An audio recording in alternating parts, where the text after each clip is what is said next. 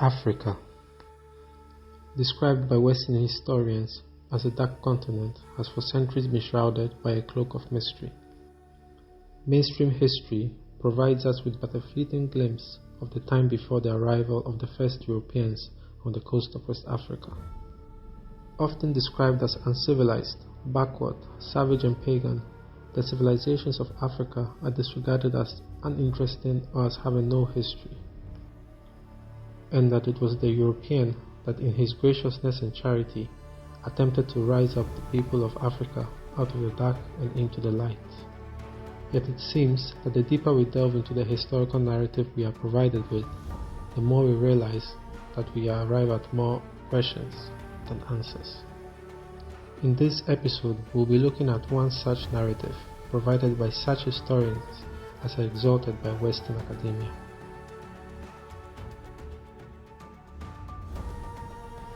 ELMINA Castle, reportedly the oldest existing European structure in sub-Saharan Africa, was constructed by the Portuguese in 1482 AD. Located on the coast of West Africa in ELMINA, Ghana, the Portuguese claim to have built the castle in 20 days.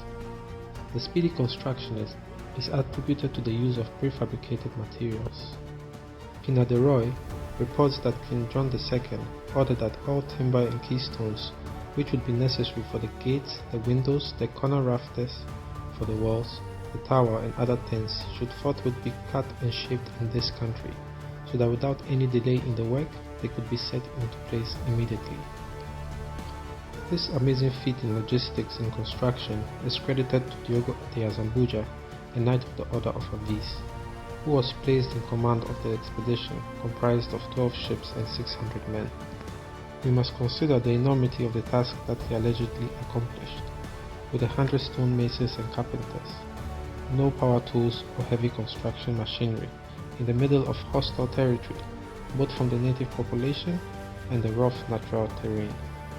Interestingly, this amazing claim seems to go unchallenged through the centuries since the supposed completion of the castle in 1482, and the claim is repeated by Western historians time and time again without addressing the obvious difficulty in achieving such a feat even with today's advanced construction technology and methods within the given timeline.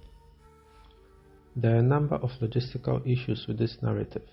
For instance, we have to believe that the Azambuja and his 100 stonemasons were able to offload hundreds of tons of pre-cut stone and construction materials onto the shores of ELMINA and then move all this stone and materials to the designated site.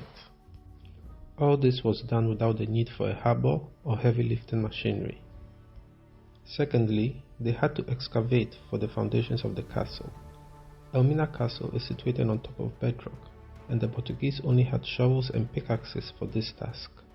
All this while resisting an attack from the native people and fighting off sickness, most probably malaria, which is endemic to these parts.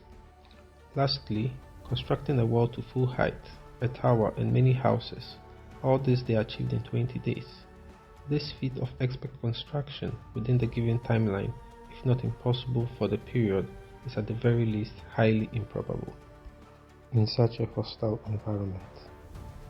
Another element to this narrative is that in 1637, after a number of failed attempts, the Dutch were finally able to defeat the Portuguese and take possession of the castle. They did this by bombarding the castle from a nearby hill. After their victory, the Dutch then constructed a fort on said hill and named it St. Jago. This was done to prevent anyone from using the same tactic as they did. This scenario sounds plausible enough, however, we also find holes in this narrative. Here we have a sketch depicting a battle between the Dutch, native warriors and the defending Portuguese in ELMINA Castle.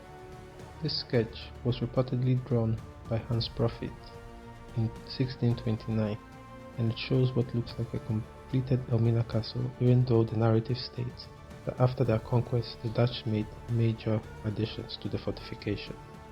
Also, a Dutch author named Willem Bosman, who visited ELMINA around 1698 and published his book in 1705 titled A New and Accurate Description of the Coast of Guinea, says this about ELMINA and the castle. I cannot pretend to inform you exactly when they began to build the castle, but can only tell you that we took it from them in 1638, and it is indeed justly become famous, for to speak but the bare truth of it, for beauty and strength it has no equal upon the whole coast. It is built square with very high walls, 4 good batteries within and another on the outwork of the castle. On the side towards the land, it is adorned with 2 canals cut in the rock on which it stands, which are always furnished with rain or fresh water sufficient for the use of our garrison and ships. It seems apparent that the castle was completed before the Dutch took possession of it, since Bosman confesses his ignorance as to when the Portuguese built it. This is 223 years after the alleged completion of the castle and 67 years after the Dutch conquest. He only speaks of its beauty and strength. Bosman continues to say this of the town of ELMINA. Under or before this castle is the town of Mina, called by the natives Odina. It is very long and indifferent broad. The houses are built of rock stone, in which differs from all other places, they being usually only composed of clay and wood.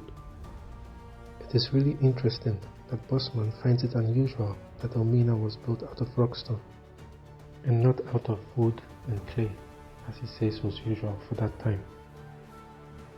Another Dutch author named Alfred Dapper published a book in 1668 titled Africa, being an accurate description of the regions of Egypt, Barbary, Libya, and Beltugerid, has this to say about ELMINA Castle. This castle was judged to be an ancient building, from several marks of antiquity about it, as first by a decayed battery, which the Dutch repaired some years ago, retaining the name of the French battery, because it seems to have been built by the French, who, as the inhabitants say, before the coming of the Portugals, harbored there. It now seems we have 3 conflicting narratives. We shall explore this some more in the next episode. If you enjoyed this video, please like, share and subscribe.